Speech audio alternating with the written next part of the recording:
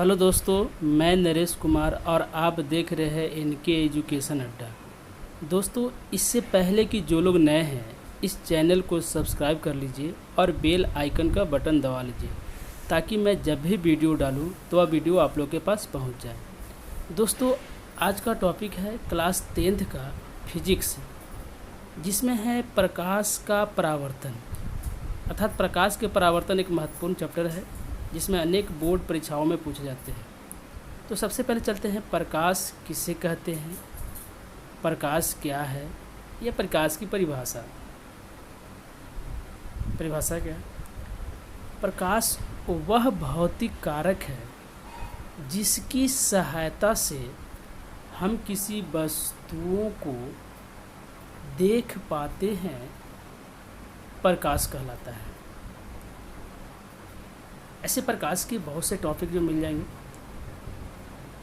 जैसे प्रकाश एक प्रकार की ऊर्जा है, दूसरा है प्रकाश सीधी रेखाओं में गमन करती है, आगे जो है प्रकाश विद्युत चुंबकीय किरणों से बना होता है, क्योंकि इसके लिए जो है किसी माध्यम की आवश्यकता नहीं होती है, वह निर्वात में भी चलती है। आगे है प्रकाश की चाल 3 × 10⁸ मीटर पर सेकेंड होता है या 3 लाख किलोमीटर पर सेकेंड होता है। अब उसके बाद चलते हैं अगला टॉपिक, प्रदीप्त वस्तुएं क्या है, किसे कहते हैं। तो वैसे वस्तु जिससे प्रकाश उत्सर्जित होता है प्रदीप्त वस्तुएं कहलाती हैं। जैसे सूर्य, जलता हुआ बल्ब, जलती हुई मोमबत्ती, ये सभी जो है प्रदीप्त वस्तुएं हैं, क्योंकि सभी से प्रकाश उत्सर्जित हो रहा है। उसके बाद है अप्रदीप्त वस्तुएं। तो वैसे वस्तुएं जिससे प्रकाश उत्सर्जित नहीं होती है अप्रदीप्त वस्तुएं कहलाती है। जैसे टेबल, कुर्सी, पुस्तक, वस्तुएं, ये सभी अप्रदीप्त वस्तुएं हैं, क्योंकि सभी वस्तुओं में से प्रकाश उत्सर्जित नहीं हो रहा है, इसलिए इन सभी वस्तुओं को अप्रदीप्त कहते हैं। अब अगला टॉपिक है किरण पुंज। तो प्रकाश की किरणों के समूह को किरण पुंज कहा जाता है। किरण पुंज 3 प्रकार के होते हैं। तो सबसे पहला है अपसारी किरण पुंज, दूसरा है समांतर किरण पुंज, तीसरा है अभिसारी किरण पुंज। अब उसके बाद पहला देखते हैं, अपसारी किरण पुंज किसे कहते हैं। तो वैसे किरण पुंज जिसमें प्रकाश की किरणों के एक बिंदु स्रोत से निकलकर आगे की ओर फैलती चली जाती है,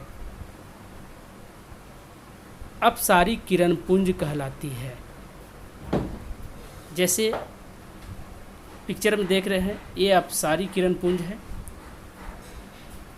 उसके बाद है समांतर किरण पुंज।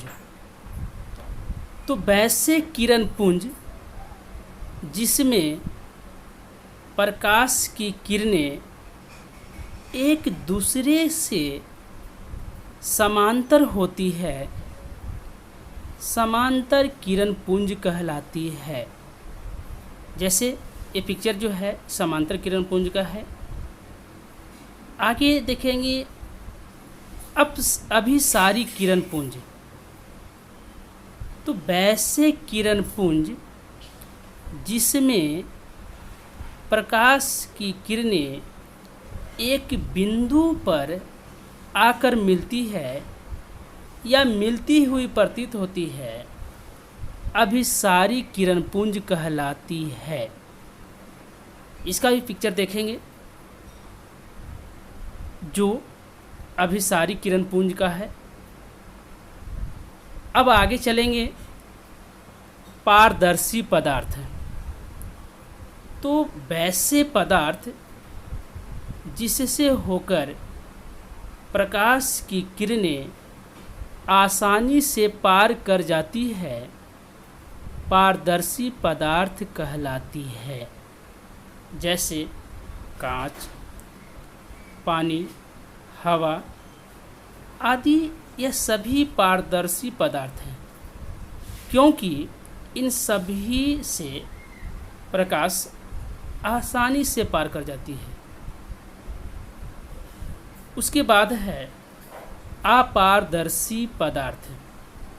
तो वैसे पदार्थ जिससे प्रकाश की किरणें बिल्कुल ही नहीं पार कर पाती है, अपारदर्शी पदार्थ कहलाती है।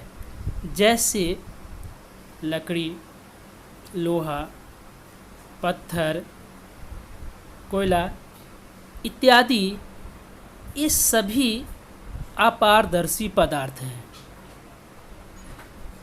उसके बाद देखेंगे पारभासी। वैसे पदार्थ जिससे प्रकाश की किरणें अल्प मात्रा में आर पार होती है,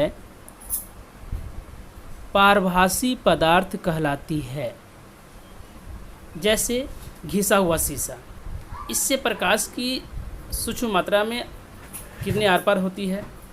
ट्रेसिंग पेपर, भींगा हुआ कागज़, ये सभी जो है पारभासी पदार्थ हैं। अब उसके बाद अगला टॉपिक चलते हैं, प्रकाश का परावर्तन। तो प्रकाश की किरणें किसी वस्तु से टकराकर लौटती है, तो लौटने की प्रक्रिया को प्रकाश का परावर्तन कहा जाता है। अब इसमें देख रहे हैं जो है एक कोई शीशा है, दर्पण है, जिसमें कलई सतह है, जिसे परावर्तन के नियम क्या है या परावर्तन के नियम को लिखे। इस तरह से क्वेश्चन जो है आती है। तो अब देखेंगे, प्रकाश की किरण किसी सतह पर पड़कर जिन नियमों का पालन करते हुए उस सतह से परावर्तित होती है, उस नियम को परावर्तन का नियम कहा जाता है। प्रकाश के परावर्तन के दो नियम हैं। पहला है आपतित किरण, परावर्तित किरण तथा आपतन बिंदु पर खींचा गया अभिलंब तीनों एक ही समतल में होते हैं। दूसरा नियम है आपतन कोण परावर्तन कोण के बराबर है। ये चित्र देख लेंगे, जिसमें जो है आपतन कोण परावर्तन कोण के जो है बराबर है। आगे जो है आपतित किरण किसे कहते हैं? तो किसी प्रकाशीय स्रोत से निकलने वाली प्रकाश की किरणें किसी सतह पर पड़ती है, तो उस किरण को आपतित किरण कहा जाता है। अब उसके बाद आगे देखेंगे, जो आपतित किरण का जो है पिक्चर है। परावर्तित किरण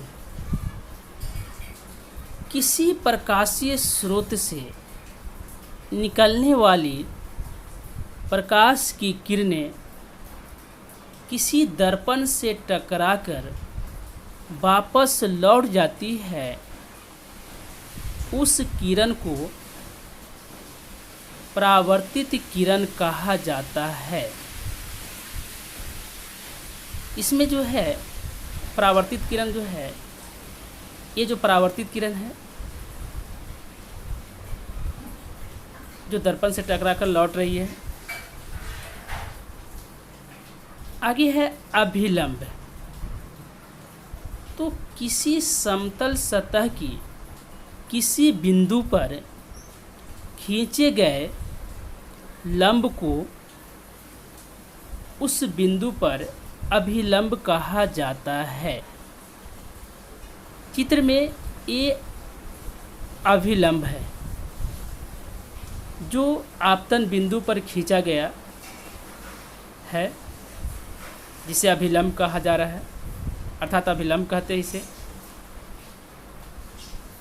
अब जो है अगला टॉपिक है आपतन कोण।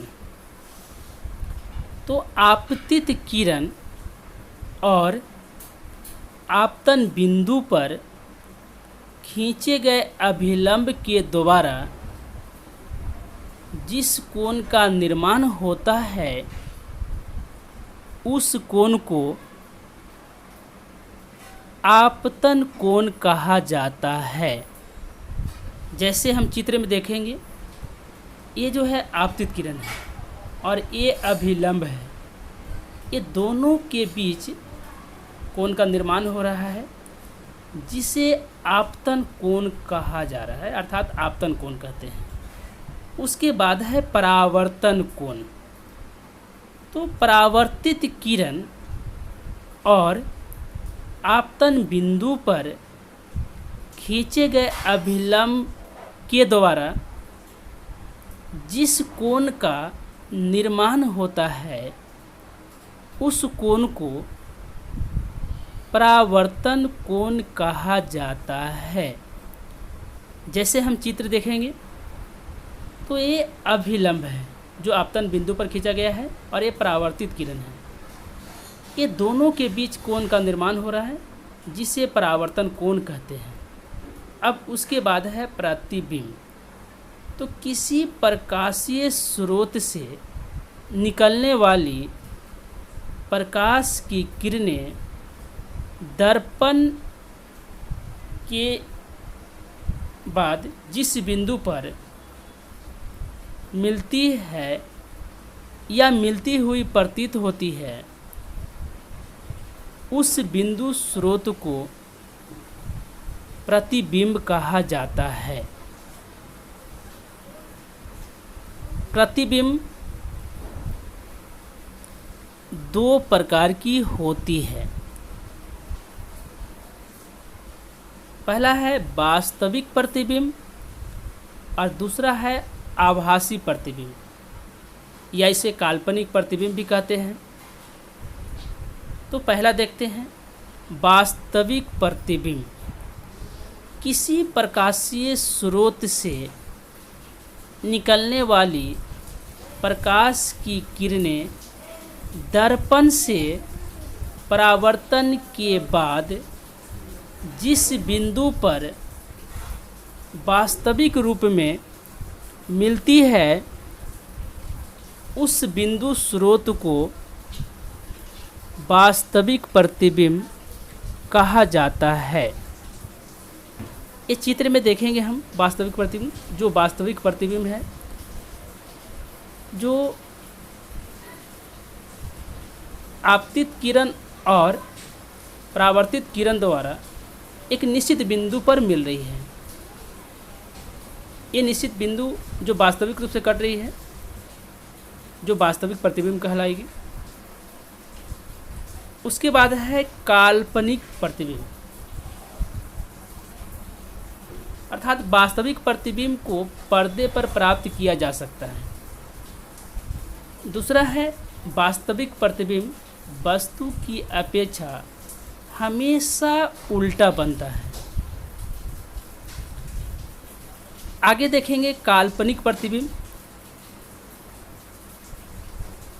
तो किसी प्रकाशीय स्रोत से निकलने वाली प्रकाश की किरणें दर्पण से